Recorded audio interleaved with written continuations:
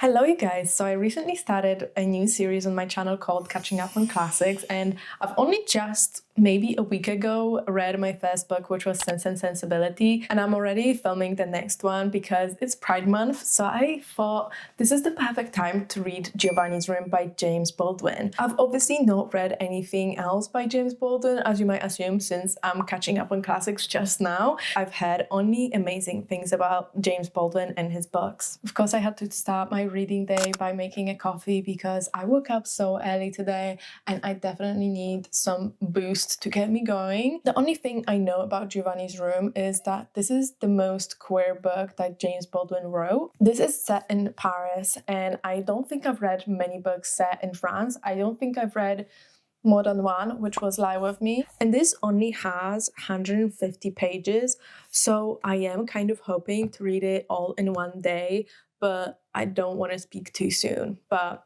let's get started.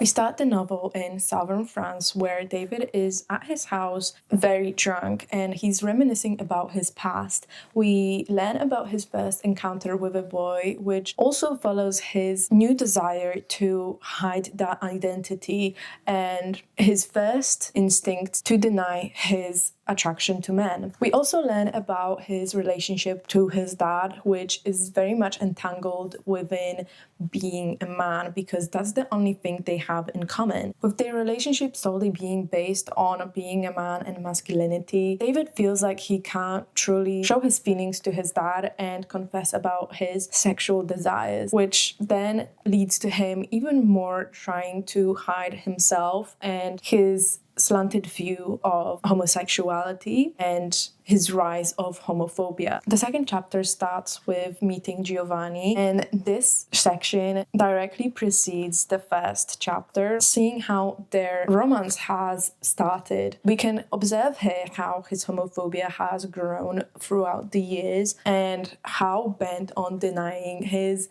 identity he really is. He's so deep in denying that part of himself that his internalized homophobia and toxic masculinity warps his view of more feminine guys and more feminine queer guys especially, and trans women, which he views as something below him. This stems from them being so confident in themselves and is directly linked to him not being able to be himself, which he doesn't want to do because he's convinced his attraction to men doesn't really mean that much and that he can smother it. He meets Giovanni at a bar that he attends with his older friend that he is kind of exploiting for money, but his friend Jacques is also exploiting him for his public image because David is seen as a very young, attractive man that is a closeted gay,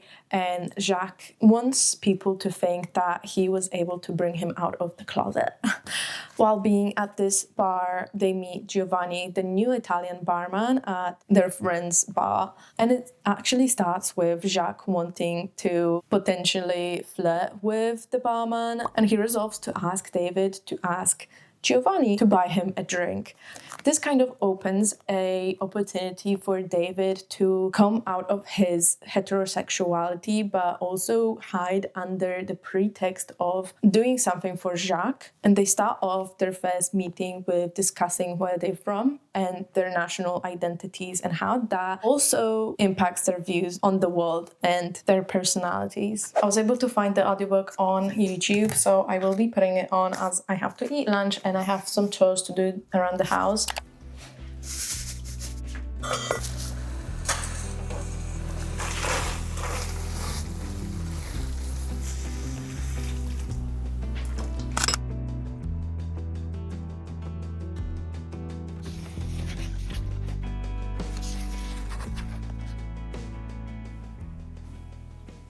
The third part of the book, after living in Giovanni's room for a month, David finally talks to him about his fiancée, or soon-to-be fiancée, Hela, who is right now in Spain deliberating on whether she wants to marry him. They then have a conversation about women and what Hela could be actually doing in Spain, with Giovanni suggesting that Hela is actually in Spain to be with her Spanish lovers, because women would not usually travel with actually wanting to travel. We're starting to see how Giovanni sees women and his misogyny towards them. He also confesses that he did have some sexual encounters with women and he has been able to enjoy them, but usually he enjoys them because it's just another body and he's making love to the body, not having any actual emotions, which both of them agree is quite lonely and not that great. We then also have this quote from Giovanni that says, "These absurd women running around today full of ideas and nonsense and thinking themselves equal to men, they need to be beaten half to death so they can find out who rules the world." Which obviously to me was a very stark thing that happened, and I was a little bit repulsed, but I think this is supposed to signify how they view femininity and how they view women to be submissive and the feminine to be submissive and inferior to masculine, which I think is interesting because they're both very intent on being in their masculine, but they are with each other. They have already confessed to each other that they are attracted to each other. They already had a sexual encounter, and I'm assuming since he's living with him for over a month now that they have continued that situation. So this is very much stemming from the patriarchy and how those structures have made them think that feminine is not good enough and you can't be viewed as feminine because feminine is lesser. And of course, by discussing women like that, Giovanni wants to assert himself as a manly man and doesn't want to fracture his masculinity and manhood. I think this is their way of using misogyny to hide their own shame about their attractions, because obviously they both view homosexuality as not natural and not following the societal expectations.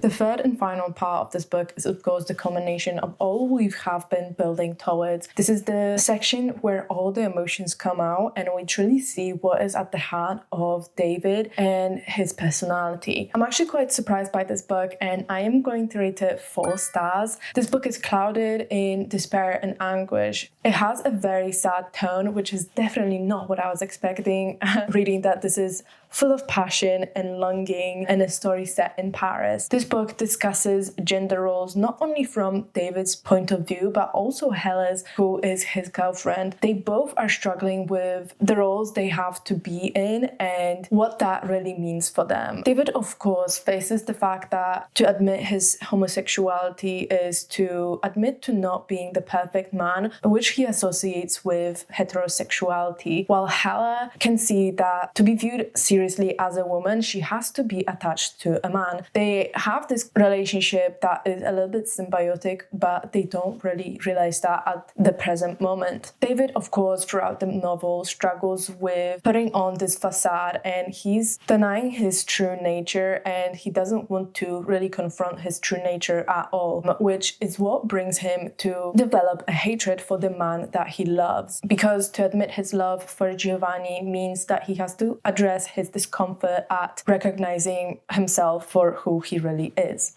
He starts blaming Giovanni for not being able to suppress his feelings around him. His attraction to Giovanni is so strong that he cannot resist his urges and his attraction to men, which also brings him to kind of start resenting Giovanni. He starts thinking that Giovanni created this perversion in him that he can no longer suppress, and that this is all fault of Giovanni. Blaming this all on the man he loves, of course, enables him to continue to deny his sexuality, and he can still try and reestablish his facade of being heterosexual and heteronormative. This book really delves into how denial of love can really bring misery not only to the people that you're trying to deceive, but also to your own self. We also see how David is a very deceitful man, a very manipulative man, to the point that he can be able to deceive himself. In that same vein, we also see how Giovanni's room is a representation of homosexuality and how David really views it and his internalized homophobia.